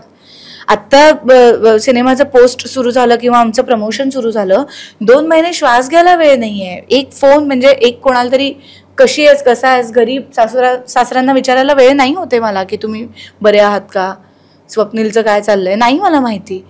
हे प्रत्येकीला ही सिच्युएशन, ह्या सिच्युएशनवरती काम करू शकेल का, आणि म्हणून कदाचित ही कारणं असेल की एखादा सिनेमा केला जातो त्याच्यानंतर परत 5-7 वर्ष कदाचित नाही वळणं होत आपल्या आवडत्या गोष्टीकडे. असं आहे. पण मला एक विचारायचं, तू आता जसं म्हणालीस की कदाचित एखादा पुरुष दिग्दर्शक जेव्हा एखाद्या निर्मात्यापर्यंत पोहोचतो तेव्हा त्याचा दृष्टिकोन कदाचित वेगळा असू शकतो. तर आतापर्यंत आपण जर बघितलं तर महिला दिग्दर्शक जे आहेत त्यांनी मांडलेले जे विषय आहेत ते बहुतांशी महिला प्रधान आहेत विषय. तर असं वाटतं का की महिला दिग्दर्शक किंवा ज्या येत आहेत तर त्यांनी विषयांच्या हाताळणीकडे थोडंसं कुठेतरी वैविध्य दाखवणं गरजेचं आहे, कारण पुरुष दिग्दर्शक वेगवेगळे जॉनर्स हाताळतात, ऍक्शन असेल, रोमॅन्टिक असेल, काही हॉरर असेल. पण आता तशी संख्या बघता महिला दिग्दर्शकांनी तसे विषय कमी हाताळलेले दिसून येतात. तर असा प्रयत्न करायला हवा अजून असं वाटतं तुझा आणखी काय प्रयत्न असेल? नाही, माझे दोन्ही सिनेमे हे वेगळे आहेत. म्हणजे माझं काही असं बाईची बाजू आणि असे माझे सिनेमेच नाही आहेत, त्यामुळे मी स्वतः तसे सिनेमे केलेले आहेत. आणि कलाकृतीमध्ये मला असं वाटतं तिला जे आवडतं ते सिनेमा आणलं पाहिजे. मला नाही वाटत की महिलांचे प्रॉब्लेम मांडावेत म्हणून कोणी करत असेल. आणि पुरुष दिग्दर्शकांनी सुद्धा अनंत वेळेला महिलांचे प्रॉब्लेम्स मांडलेले आहेत. आता गौरी शिंदेचं आपण उदाहरण घेऊया, दोन्ही अप्रतिम फिल्म्स होत्या. सो हा प्रश्न आपण, मला खरंच, आणि पोहोचणं म्हणजे मी दिग्दर्शकांबद्दल नाही बोलत आहे, मी म्हणते की नॉट नेसेसरी दरवेळेला तुमचं ऐकून घेणारा जो माणूस असेल. इथे मी पुरुष दिग्दर्शकांना नाही, म्हणजे त्यांच्याबद्दल मी बोलतच नाहीये मुळात, कारण स्ट्रगल त्यांचा नाही, त्यांच्या पलीकडे जी माणसं असतात तिथपर्यंत पोहोचण्याचं मी बोलतेय. आणि त्याच्यासाठी ज्या अडथळ्यांच्या शर्यतीतून तुम्हाला जायला लागतं, कन्सिस्टन्सी नाहीये ना.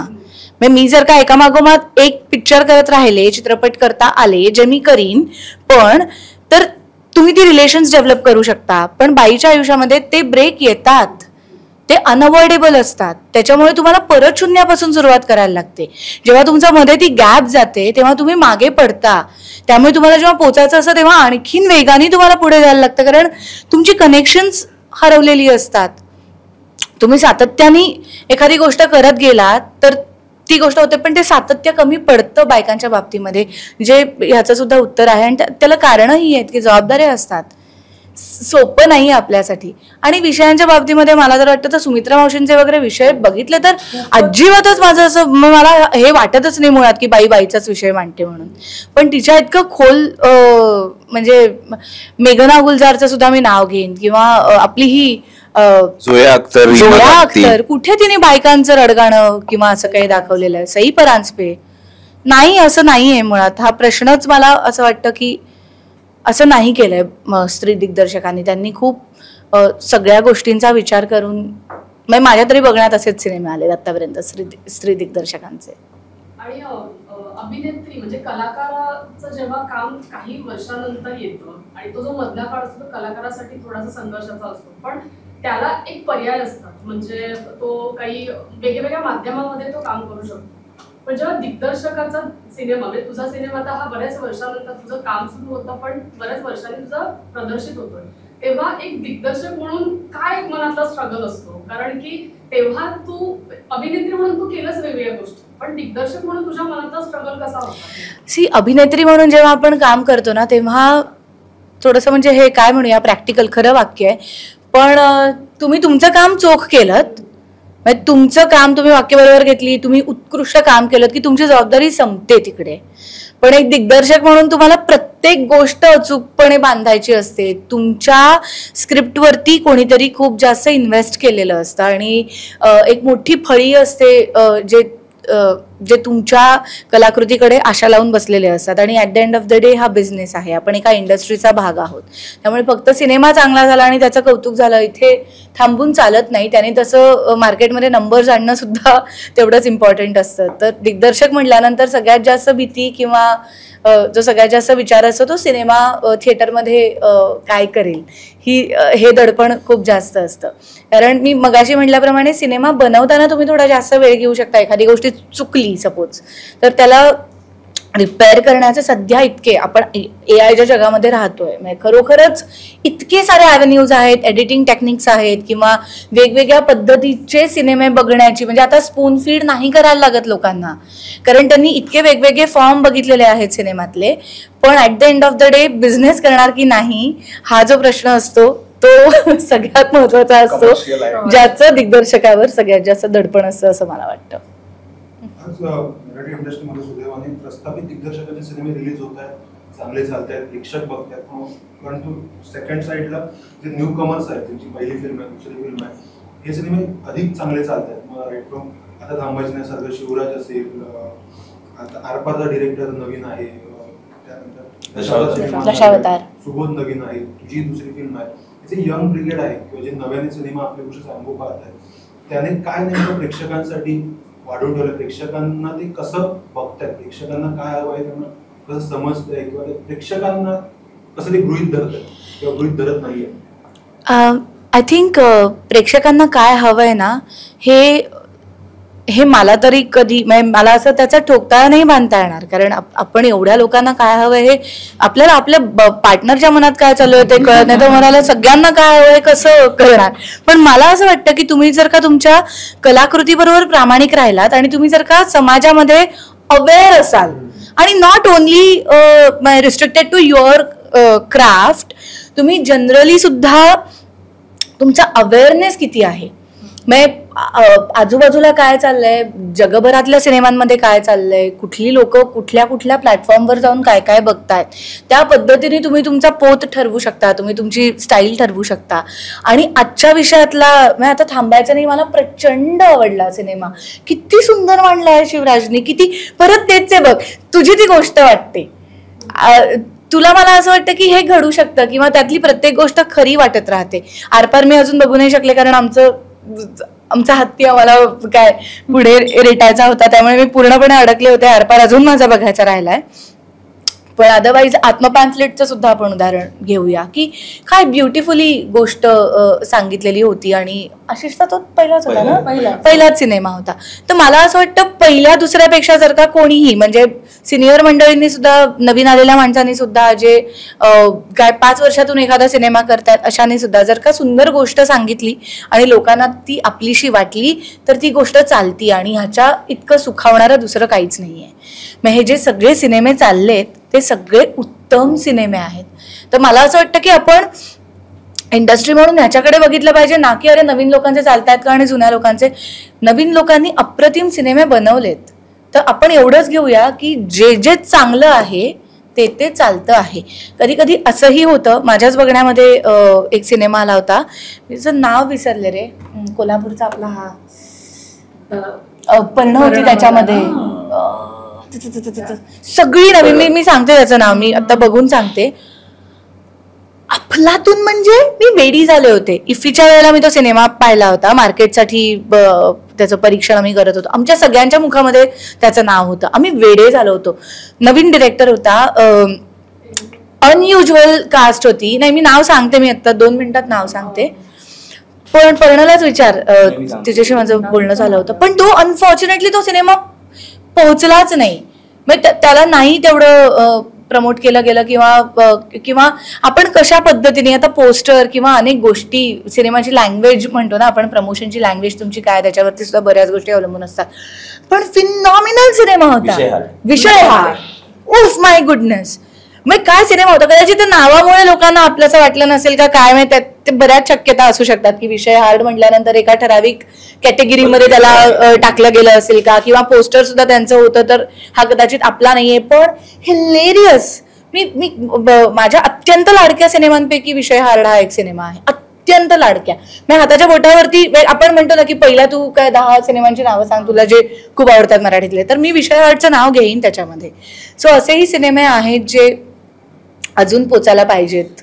परत पहिल्या प्रश्नाकडे येतो, सिनेमा पोचवणं जास्त अवघड आहे दिग्दर्शन करण्यापेक्षा.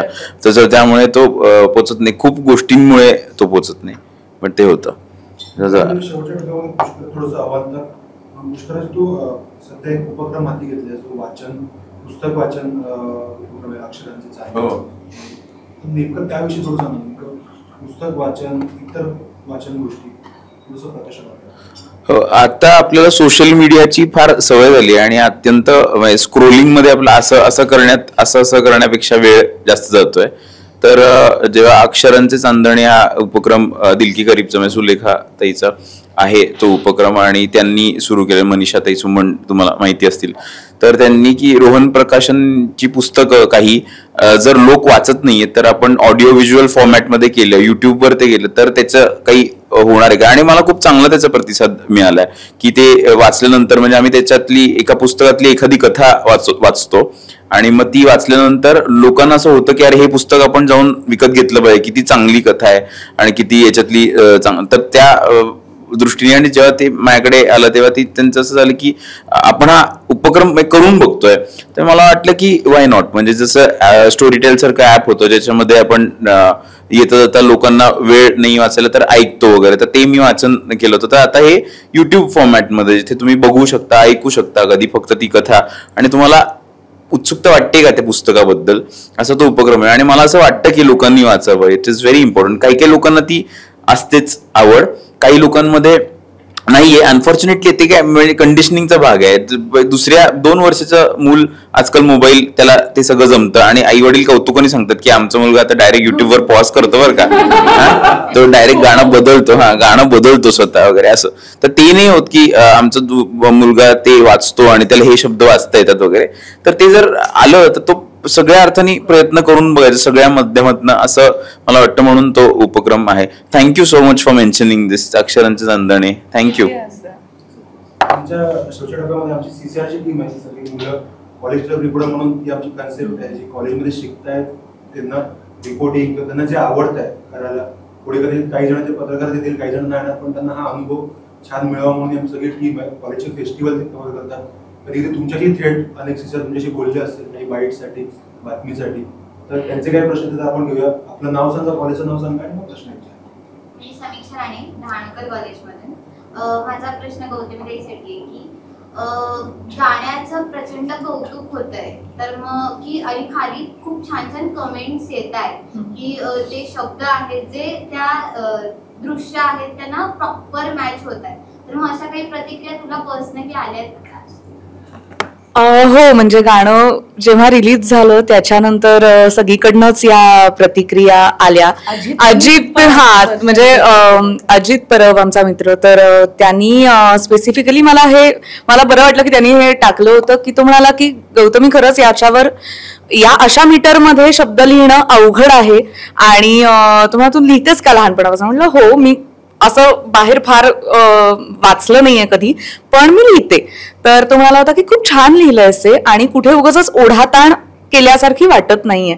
त्यामुळे लकीली आतापर्यंत आल्या त्या सगळ्या छानच प्रतिक्रिया आल्या. ते काही असं खूप वैचारिक असं गाणं नाहीये, ते साधं छान सोपं गाणं आहे, पण ज्या काही आल्या त्याच्यावरच्या प्रतिक्रिया ते सिनेमाला पुढे नेणारं गाणं आहे आणि ते त्या ट्रेक मधलं, त्या हिमालयातलं, त्या सगळ्या अनुभवाचं गाणं आहे.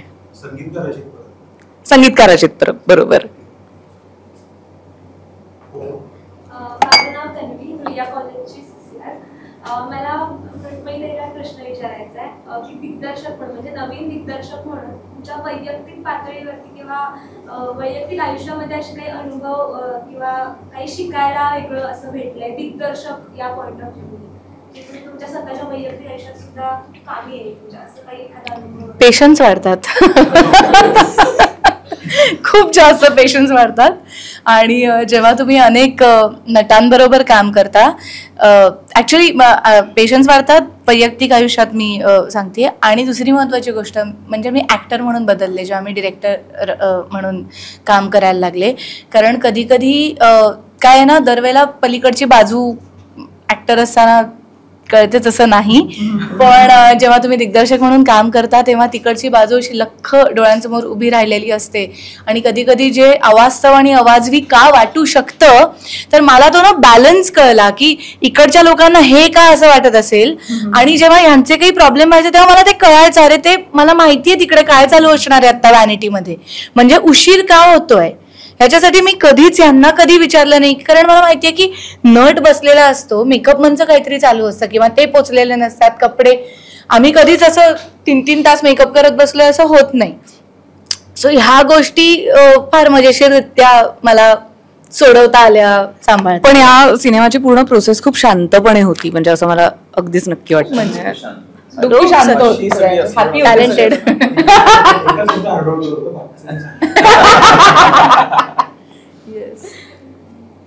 नमस्कार, मी गायत्री. मी सर केजे स्कूल ऑफ आर्टची विद्यार्थिनी आहे आणि मी एसपीची विद्यार्थिनी आहे.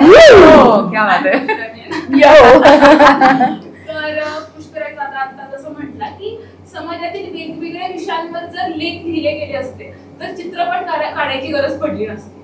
तर तुमच्या सर्वांसाठी माझा हा प्रश्न आहे की तुम्हाला काय वाटतं की चित्रपट समाजामध्ये बदल घडवू शकतो का की फक्त आरसा राहतो?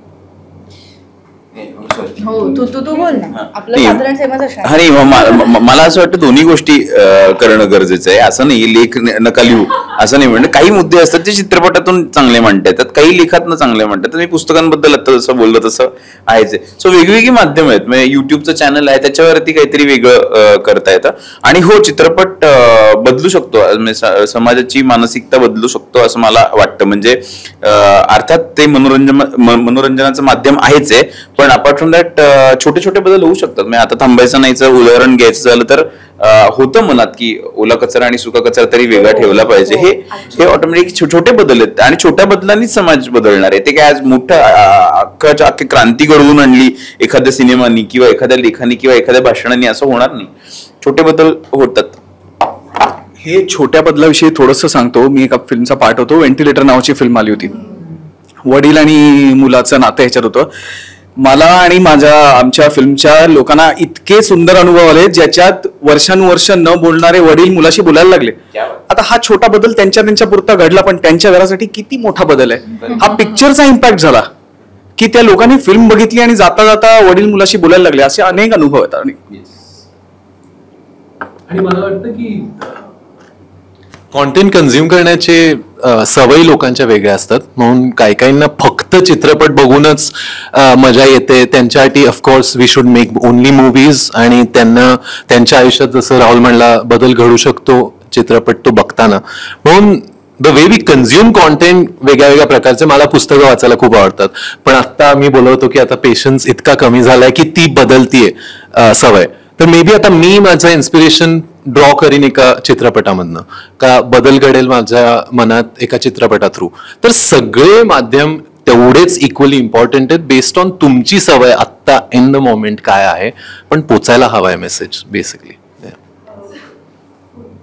कारण जसं का तू म्हणालास की पेशन्स कमी होतो, आणि तुमचं असं म्हणणं की हा सिनेमा 20 वर्षाच्या मुलांनी आणि 50 वर्षाच्या पण माणसांनी बघा, पण त्याच्या पेशन्स लेवलमध्ये फार फरक आहे. आणि त्यांची जसं तुम्ही म्हणाल की नात्यांबद्दल हा सिनेमा आहे, तर 20 वर्षाच्या मुलांची नात्यांची व्याख्या वेगळी आहे, परिस्थिती वेगळी आहे. तर तुम्ही तो पूल कसा सांगलाय, तुम्ही काय सांगायचं?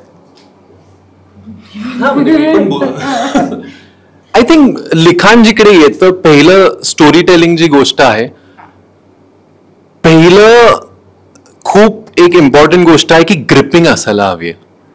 द वे इट्स रिटन, जसं लिखाण त्याचं झालंय, जसं त्याचं डिरेक्शन झालंय, स्टोरी जशी मांडल्या गेलीये, ती जर ग्रिपिंग असेल ना, ती जर तुम्हाला हुक ठेवणार असेल, तर मग तिकडे वयोगटाचं काय येत नाही. म्हणजे तुम्ही किती तुमचं वय असो, अटेन्शन तुमचं होल्ड करणारी जर स्टोरी असेल आणि बरोबर रिलेटेबिलिटी पण वेगळ्या वेगळ्या टप्प्यावर असेल त्या चित्रपटात, तर इट्स व्हेरी इझी. म्हणून मी म्हणेन की it depends a lot on लिहिल्या कशी गेली आहे, मांडल्या कशी गेली, आणि मग इव्हेंच्युअली तुम्ही प्रॉडक्ट कशी ती हे केली. बेसिकली तुम्ही सगळ्यांच्या बाजू जर उत्तम पद्धतीने मांडल्यात ना, तर मग तुमचा ऑडियन्सची रेंज खूप जास्त मोठी होते. आणि तो हा चित्रपट आहे. त्याचा विषयही तसा आहे की ज्यामध्ये प्रत्येकाचं काहीतरी म्हणणं असतं. म्हणजे आई जेव्हा म्हणते की लग्न कर आणि मूल म्हणतं की नाही मला लग्न नाही करायचं, तेव्हा आईकडे सुद्धा व्हॅलिड रिझन्स असतात त्यांनी का लग्न केलं पाहिजे, आणि आपल्याकडे व्हॅलिड रिझन्स असतात की मला का नाही करायचंय. जेव्हा एखाद्या कुठल्याही हे मी लग्नात एक जस्ट उदाहरण म्हणून म्हटलं, पण हे इंजिनिअरिंग कर आणि मला अगं ग्राफिक्स मध्ये करायचं आहे, याच्यासाठी सुद्धा सेमच लढा आहे. तर जेव्हा ते दोन्ही बाजूचे लढे कुठल्याही कलाकृतीमध्ये उत्तम पद्धतीने लिहिले जातात, तेव्हा तो एका विशिष्ट वयोगटासाठी मर्यादित राहत नाही आणि त्याच्यात तुम्ही मर्यादा खूप जास्त वाढवता ऑडियन्सच्या.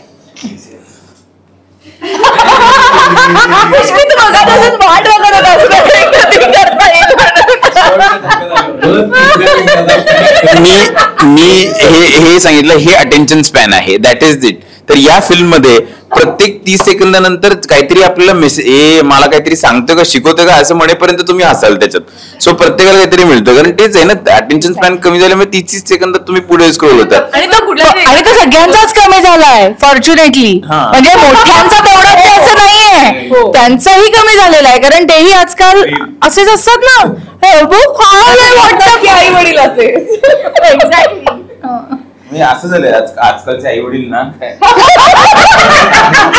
आजकालची मुलं असं नाही, आजकालचे आई वडील ना. आय थिंक मला आणखी एक पुन्हा एकदा शिक्षकाकडे की ते मनाचे श्लोक. आता तू थोडंसं म्हणते तसं की हा कुठलाही टिपिकल एका जॉनरचा नाहीये, तुम्हाला हे करा असं वाटतं, तुमच्या आयुष्यात काहीही घडतंय, तुम्ही हा पिक्चर बघा, पण मनाचे श्लोक हे नाव का आणि कसं सुचलं? ह्याचं उत्तर मी खरंच असं थिएटरमध्ये आल्यानंतर तुला असं लख्ख डोळ्यांसमोर दिसेल की का मनाचे श्लोक नाव आहे. त्यानंतर तुला हळूहळू आता कळायलाही लागेल की सोशल मीडियावरती सुद्धा एक मला ना काहीतरी एक सरप्राईज ठेवायला आवडतं सिनेमामध्ये. तर हा सिनेमा चित्रीकरणाच्या बाबतीमध्ये सुद्धा थोडासा काहीतरी सरप्राईज देऊन जाणार आहे, एवढंच मी बोलते. पण मनापासून त्याची आज सुरुवात झाली आहे. तुम्ही जर नवीन पोस्टर बघितला तर गेस करा, पण अंदाज येईल किंवा नाही आला पिक्चर आहे. पण खूप याच्याहून सुंदर आणि दुसरं, आणि ते पाहिल्यानंतर मी म्हणेन की ते सर्व बाजूंनी रिलेटेबल नाव आहे. मी आणखीन त्याला जस्टिफाय करायला गेले तर मी सिनेमा सांगेन. तर त्यामुळे म्हणजे प्रेक्षकांना आणखी थोडं जो टीजर आहे इफ पॉसिबल वगैरे रिक्रिएट करता आला जो दोघांच्या डायलॉगचा. एक मिनिट, मला एकटीलाच करायचं ना, आता काहीच नाही करायचं. नाही, आणि आपण पहिला पार्ट नाही का मी बोलता बोलता हिने थांबवलं मध्ये, तो आपण परत दाखवून टाकू. मला पुन्हा हवाय तर तुझे रिएक्शन तसे हवे, आणि ऑर्डर आता गौतमी देईल याचा डिरेक्टर. जाऊ तू बिंदुगणी रेमाडो मलाही पाठ झालं, माझ्या घरची माणसं आपल्याला इकडे येऊन सिनेमाबद्दल बोलायचं नाही हे माहिती असताना सुद्धा तू त्याच्याबद्दल बोललास, नको असं काहीतरी करू का. कॅमेरा रोलिंग कॅमेरा रोलिंग, याला म्हणतात peer pressure. Camera rolling, okay, action. काय झालं? तू बिंडोक आणि रेमाडोक्याचा आहे मला आधीपासूनच माहिती होतं, पण आज त्याच्यावरती शिक्कामोर्तब झालंय. माझ्या घरची माणसं गुडघ्याला बाशिंग बांधून माझं लग्न लावून द्यायला निघाले, ते मला हे तुला माहिती असून सुद्धा तू तुझ्या घरच्यांना सांगितलंस. काल माझं लग्नाबद्दलच्या माझ्या विचारांच्या संदर्भात अत्यंत साध्या सरळ आणि सोप्या भाषेमध्ये बोलणं झालं होतं, तरी सुद्धा तू हा आगाऊपणा केलास. तुला काय वाटलं आपण काय सिंहगडावर गेलो, चहाभजी खाल्ली म्हणजे झालं, पोरगी पटली. कालपर्यंत मला निदान तुझ्याबद्दल काहीच वाटत नव्हतं, पण आज तू माझ्या पूर्णपणे डोक्यात गेलास. इथून पुढे मला भेटण्याचा मूर्खपणा तू करणार नाहीस, पण लक्षात ठेव, चुकून जरी भेटलास तरी मी तुला गोळ्या घालीन. तुला मी काय सांगितलं ते कळतंय? तुला मी काय सांगितलं ते कळतंय? तुला मी काय सांगितलं ते कळतंय? बाय. किती मनापासून बोलते ना, आणि एकदम म्हणजे सगळ्यांना असं पटतं. मला आता पण स्ट्रेस झाला एकदम. शब्द लोकांना खूप जास्त तुम्ही म्हणायला लागलात की नाही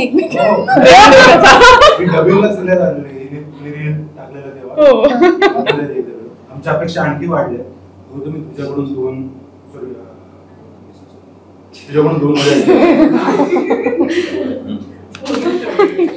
तुम्ही छान तू पण का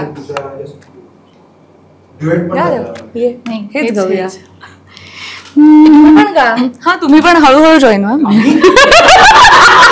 म्हणजे सिनेमा न बघण्याचं एक तरी कारण मिळेल लोकांना, बाकी कारण अदरवाईज काहीच कारण नाहीये सिनेमा न बघण्याचं. पण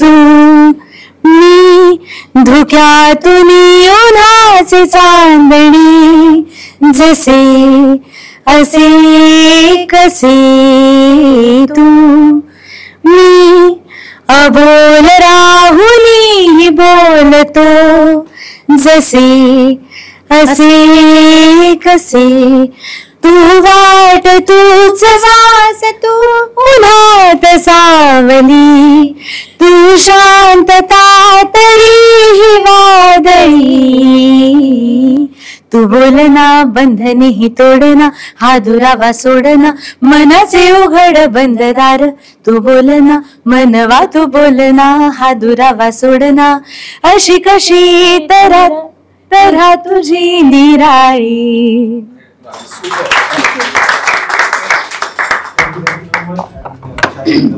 मनापासून मनाचं बोलल्या तरी सर्वांचं खूप खूप शुभेच्छा आणि खूप खूप थँक्यू सुद्धा. आणि आपण आता पुन्हा स्क्रीनिंग आणि नंतर मग सक्सेस पाहायला भेटूया. थँक्यू.